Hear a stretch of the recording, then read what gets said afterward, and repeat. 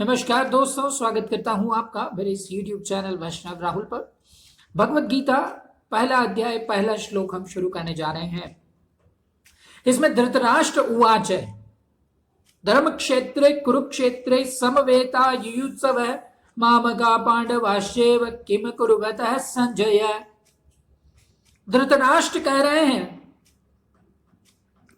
कि है संजय, धर्म भूमि कुरुक्षेत्र में इकट्ठे हुए युद्ध की इच्छा वाले मेरे और पांडु के पुत्रों ने क्या किया।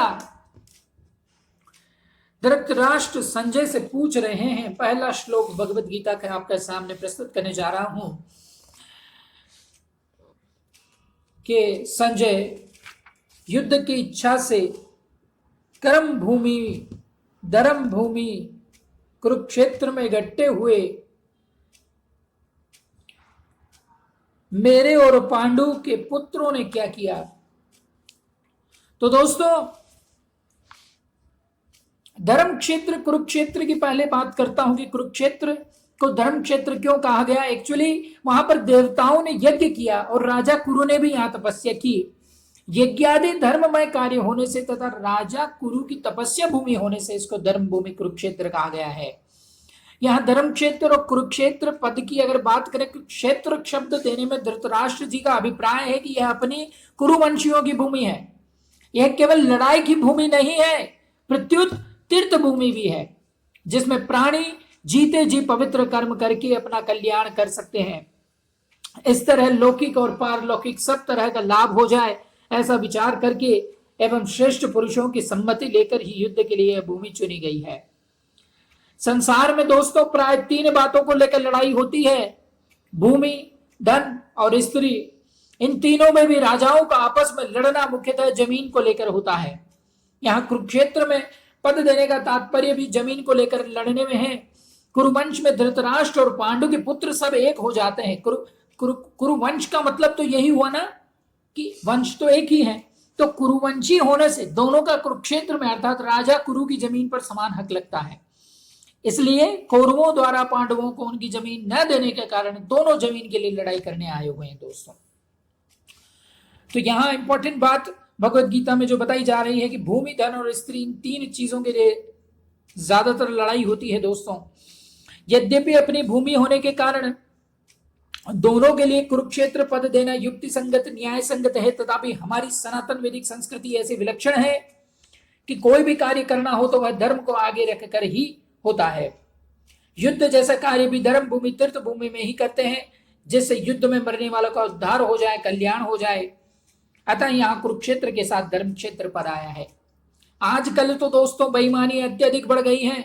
धर्म की बात पहले कोई करता नहीं, अधर्मी आगे खड़े हैं। किंतु पहले अगर युद्ध भी होते थे तो धर्म को आगे रखकर होते थे, और जब धर्म को आगे रखकर कोई भी कार्य किया जाता है दोस्तों, चाहे युद्ध ही क्यों ना किया जाए, उसमें जिनको वीर गति प्राप्त होती है उनका उद्धार ही होता था, उनका कल्याण ही होता था। किंतु आज नहीं, जहां अधर्मियों की संख्या अत्यधिक बढ़ चुकी है, अधर्म के हेतु के लिए, स्वार्थ हेतु को पूरा करने के लिए अधर्मी युद्ध कर रहे हैं, उसमें किसी को कल्याण कैसे हो सकता है दोस्तों। धर्म हेतु, सत्य हेतु जो लड़ेगा उसका कल्याण होना तय है। आगे बात करता हूं कि यहाँ आरंभ में धर्म पद से एक बात और भी हमें मालूम हो सकती है। अगर आरंभ के धर्म पद से धर लिया जाए और 18वें अध्याय के अंतिम श्लोक के मम पद से मम लिया जाए दोस्तों, तो धर्म शब्द बन जाता है। अतः संपूर्ण गीता धर्म के अंतर्गत है, अर्थात धर्म का पालन करने से गीता के सिद्धांतों का पालन हो जाता है भक्तों, और गीता के सिद्धांतों के अनुसार कर्तव्य कर्म करने से धर्म का अनुष्ठान हो जाता है दोस्तों। गीता संपूर्ण देखी जाए तो धर्म की ही बात करती है दोस्तों। गीता संपूर्ण धर्म की ही बात करती है, और जब गीता के सिद्धांतों का पालन होता है तो कर्तव्य कर्म अगर गीता के सिद्धांतों के अनुसार करने से धर्म का अनुष्ठान संभवतया हो ही जाता है। इन धर्म क्षेत्र कुरुक्षेत्र पदों में सभी मनुष्य को हमें क्या शिक्षा लेनी चाहिए, तो ये बात मैं आपको बताना चाहता हूं कि कोई भी काम करना हो तो वह धर्म को सामने रखकर ही करना चाहिए। प्रत्येक कार्य सबके हित की दृष्टि से ही करना चाहिए। केवल अपने सुख आराम की दृष्टि से बिल्कुल कभी कार्य नहीं करना चाहिए, केवल अपने और कर्तव्य के विषय में शास्त्र को सामने रखना चाहिए। 16वें अध्याय के 24वें श्लोक में हम आपको और विस्तार रूप से इसको समझाएंगे दोस्तों, किंतु अभी इस बात को समझने का प्रयास कीजिए कि गीता के अनुसार हमें क्या शिक्षा लेनी चाहिए। पहली बात अगर करें तो काम करना है तो वह धर्म को सामने रख कर कोई भी कार्य करना है तो करें। दूसरी बात है कि सबके हित की दृष्टि से ही कोई कार्य करें, केवल अपने सुख अपने आराम की दृष्टि से कोई कार्य ना करें। और कर्तव्य अकर्तव्य के विषय में शास्त्र को सामने रखना चाहिए। कर्तव्य वो नहीं जो मैं करना चाहता हूं, कर्तव्य वो है जो धर्म बताता है। दोस्तों आजकल बेईमानी इतनी बढ़ चुकी है, लोगों को अधिकार पहले चाहिए, मुझे मेरा अधिकार पहले चाहिए, कर्तव्य गया भाड़ में। ऐसा नहीं होगा। अगर कोई अपने अधिकारों की बात करता है, कर्तव्य नहीं निभाता है, तो उसको अधिकार मिलना नहीं मिलना संभव नहीं है। हो सकता है मिले ना मिले, किंतु अगर अपना कर्तव्य कोई निभाता है, अधिकार निश्चित रूप से मिलेगा दोस्तों। इसीलिए हमारा ध्यान हमारे कर्तव्यों पर होना चाहिए। आगे बात करना चाह रहा हूं, समवेता युयुत्सव है कि राजाओं के द्वारा बार बार संधि का प्रस्ताव रखने पर भी दुर्योधन ने संधि करना स्वीकार नहीं किया दोस्तों। और इतना ही नहीं भक्तों, भगवान श्री कृष्ण के कहने पर भी मेरे पुत्र दुर्योधन ने स्पष्ट कह दिया कि बिना युद्ध के मैं तीखी सुई की नोक जितनी जमीन भी पांडवों को नहीं दूंगा। तब मजबूर होकर पांडवों ने भी युद्ध करना स्वीकार किया है दोस्तों। इस प्रकार मेरे पुत्र और पांडु पुत्र दोनों ही सेनाओं के सहित युद्ध की इच्छा से डटे हुए हैं। यहां दोनों सेनाओं में युद्ध की इच्छा रहने पर भी दोस्तों भक्तों दुर्योधन में ही युद्ध की इच्छा विशेष रूप से थी। दुर्योधन का मुख्य उद्देश्य राज्य प्राप्ति का था। वह राज्य प्राप्ति धर्म से हो चाहे अधर्म से, न्याय से हो चाहे अन्याय से, विहित रीति से हो चाहे निषिद्ध रीति से, किसी भी तरह से दुर्योधन चाहता था कि हमें राज्य मिलना चाहिए, ऐसा उसका भाव था। इसलिए विशेष रूप से मात्र दुर्योधन का पक्ष ही युयुत्सु अर्थात युद्ध की इच्छा वाला था। पांडवों में तो धर्म की मुख्यता थी दोस्तों। उनका ऐसा भाव था कि हम चाहें जैसा जीवन निर्वाह कर लेंगे, पर अपने धर्म में बाधा नहीं आने देंगे, धर्म के विरुद्ध नहीं चलेंगे।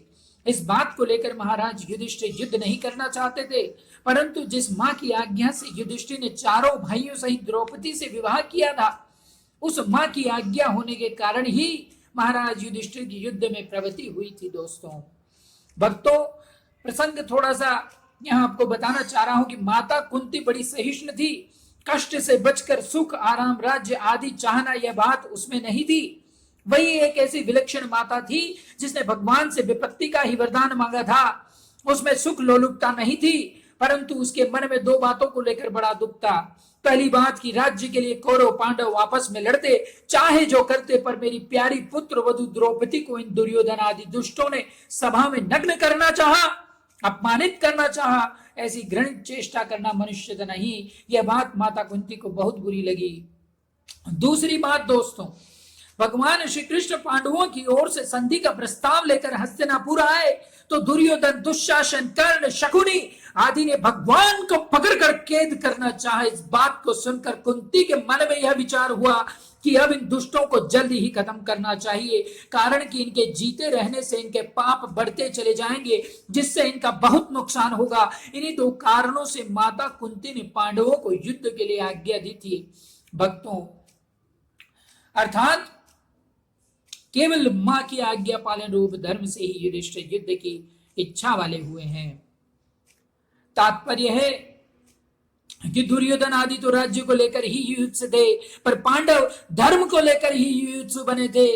भक्तों धर्म हेतु लड़ाई कर सकता है भक्त कभी नहीं चाहता लड़ाई करना, किंतु धर्म की रक्षा हेतु लड़ाई करनी पड़ती है। मामका पांडवाश्चैव, पांडव धृतराष्ट्र को जो उनके पिता के बड़े भाई होने से पिता के समान समझते थे और उनकी आज्ञा का पालन करते थे, धृतराष्ट्र के द्वारा अनुचित आज्ञा देने पर भी पांडव उचित अनुचित का विचार न करके उनकी आज्ञा का पालन करते थे। अतः यहां मामका पद के अंतर्गत कौरव और पांडव दोनों आ जाते हैं। फिर भी पांडवा पद अलग देने का क्या तात्पर्य है कि यहां धृतराष्ट्र की बुद्धि देखिएगा। धृतराष्ट्र अपने पुत्रों में और पांडु पुत्रों में समान भाव नहीं रखते थे।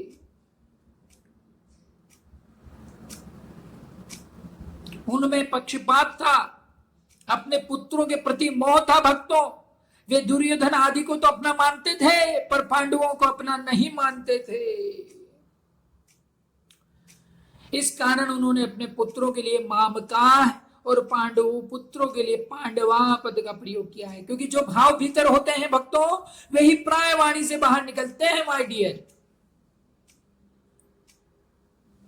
इस द्वेधी भाव के कारण ही धृतराष्ट्र को अपने कुल के संहार का दुख भोगना पड़ा है। ये बात अत्यंत महत्वपूर्ण है भक्तों। यद्यपि कौरव शब्द के अंतर्गत धृतराष्ट्र के पुत्र दुर्योधन आदि और पांडु के पुत्र युधिष्ठिर आदि सभी आ जाते हैं, तथापि इस श्लोक में धृतराष्ट्र ने युधिष्ठिर आदि के लिए पांडव शब्द का प्रयोग किया है। अतः व्याख्या में कौरव शब्द दुर्योधन आदि के लिए ही दिया गया है। धृतराष्ट्र के मन में द्वेधी भाव था कि दुर्योधन आदि तो मेरे पुत्र हैं और युधिष्ठिर आदि मेरे पुत्र नहीं हैं, प्रत्युत पांडु के पुत्र हैं। इस भाव के कारण दुर्योधन का भीम को विष खिलाकर जल में फेंक देना, लाक्षागृह में पांडवों को जलाने का प्रयत्न करना, युधिष्ठिर के साथ छल पूर्वक जुआ खेलना, पांडवों का नाश करने के लिए सेना लेकर वन में जाना आदि कार्य करने के बाद भी दुर्योधन को धृतराष्ट्र ने कभी मना नहीं किया। कारण यही था कि उनके भीतर यही भाव था कि अगर किसी तरह पांडवों का नाश हो जाए तो मेरे बेटों का राज्य सुरक्षित हो जाए। मित्रों, इस देवी भाव के कारण ही धृतराष्ट्र को अपने कुल का संहार और दुख भोगना पड़ा था। इससे मनुष्य मात्र को यह शिक्षा जरूर लेनी चाहिए कि चाहे अपने घरों में, मोहल्लों में, गांव में, प्रांत में, देश में, संप्रदाय में द्वेधी भाव अर्थात ये अपने हैं ये दूसरे हैं, ऐसा भाव कभी ना रखें। कारण कि इस द्वेधी भाव से आपस में प्रेम स्नेह नहीं होता है, प्रत्युत कलह ही होता है। दोस्तों, कलह ही होता है, इसके अतिरिक्त और कुछ नहीं पनप सकता है द्वेधी भाव में। आजकल शादियां होती हैं, शादी पश्चात स्त्री विचार करती हैं कि पति मेरा है, बाकी इनसे जुड़े लोग इनके हैं। ऐसा नहीं होना चाहिए मित्रों, भक्तों। जिनसे हमारा संबंध जुड़ा है, ये बात लड़के के लिए, वर पक्ष के लिए भी समान लागू होती है। जिनसे हमारा रिश्ता जुड़ा है उनसे संबंधित सभी व्यक्ति हमारे हैं। जब हमारा ये भाव रहता है तो फिर द्वेधी भाव ना होने के कारण फिर प्रेम पनप सकता है। किंतु आजकल के रिश्तों में प्रेम नहीं पनपने का सबसे मुख्यतः कारण यही है कि द्वेधी भाव रहता है। ये मेरे, ये पराये, ये कभी नहीं रहना चाहिए। धृतराष्ट्र जी के चरित्र से हम ये समझ सकते हैं कि द्वेधी भाव का कितना बड़ा नुकसान हमें उठाना पड़ सकता है। ये अपने ही भलाई की बात हो रही है। आगे बढ़ते हैं। यहाँ पांडवा पद के साथ एव पद देने का तात्पर्य है कि पांडव तो बड़े धर्मात्मा हैं, अतः उन्हें युद्ध नहीं करना चाहिए था, परंतु वे भी युद्ध के लिए रणभूमि में आ गए। तो वहां आकर उन्होंने क्या किया, ये पूछ रहे हैं धृतराष्ट्र जी। मामका और पांडवा, इनमें से पहले मामका पद का उत्तर अब संजय जी आगे दूसरे से लेकर 13वें श्लोक तक वो जवाब देंगे कि आपके पुत्र दुर्योधन ने पांडवों की सेना को देखकर द्रोणाचार्य के मन में पांडवों के प्रति द्वेष पैदा करने के लिए उनके पास जाकर पांडवों के मुख्य सेनापतियों के नाम लिए। उसके बाद दुर्योधन ने अपनी सेना के मुख्य योद्धाओं के नाम लेकर उनके रण कौशल आदि की प्रशंसा की। दुर्योधन को प्रसन्न करने के लिए भीष्म जी ने जोर से शंख बजाया। उसको सुनकर कौरव सेना में शंख आदि बाजे बज उठे। फिर 14वें श्लोक से 19वें श्लोक तक पांडवा पद का उत्तर देंगे कि रथ में बैठे हुए पांडव पक्षी भगवान श्री कृष्ण ने शंख बजाया। उसके बाद अर्जुन, भीम, युधिष्ठिर, नकुल, सहदेव आदि ने अपने अपने शंख बजाए, जिससे दुर्योधन की सेना का हृदय दहल गया। उसके बाद भी संजय पांडवों की बात कहते कहते 20वें श्लोक से श्री कृष्ण और अर्जुन के संवाद का प्रसंग आरंभ करेंगे। दोस्तों,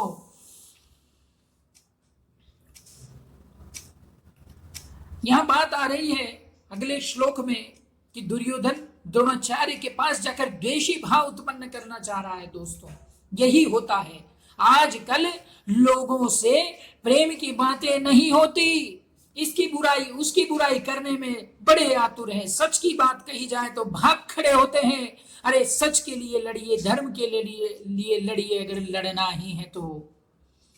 पर धर्म की बात अत्यंत ही कम लोग आज के जमाने में करना चाहते हैं। द्वेषी भाव की बातें करनी है, द्वेष जगाना है, वो रेडी हैं। घंटों बात कर लीजिए, सच की बात करोगे भाग जाएंगे। सच की बात करना नहीं चाहता कोई, धर्म की बात करना नहीं चाहता कोई, भाग जाएंगे। अपने हित की बात करना चाहते हैं, अपने लोभ की बात करना चाहते हैं। अपना हित देखिए किंतु धर्म भी तो ध्यान रखिए। धर्म के साथ अपना हित हो तो कोई समस्या नहीं बन पड़ेगी। अधर्म में अपना हित अगर ढूंढ के धर्म का साथ देंगे तो नाश होना तय है। दोस्तों भक्तों आगे बढ़ते हैं। किम कुर्वतः, किम शब्द के 3 अर्थ होते हैं वैसे। पहला अर्थ है विकल्प, दूसरा अर्थ है निंदा, तीसरा अर्थ है प्रश्न। देखो माय डियर, युद्ध हुआ कि नहीं, इस तरह का विकल्प तो यहाँ युद्ध लिया नहीं जा सकता, क्योंकि 10 दिन तक तो युद्ध हो चुका है और भीष्म जी को रथ से गिरा देने के बाद संजय हस्तिनापुर आकर धृतराष्ट्र को वहां की घटना सुना रहे हैं। मेरे और पांडु के पुत्रों ने क्या किया जो कि युद्ध कर बैठे, उनको युद्ध नहीं करना चाहिए था, ऐसी निंदा या अपेक्ष भी यहाँ नहीं लिया जा सकता, क्योंकि युद्ध तो चल ही रहा था और धृतराष्ट्र के भीतर भी अपेक्ष पूर्वक पूछने का भाव नहीं था।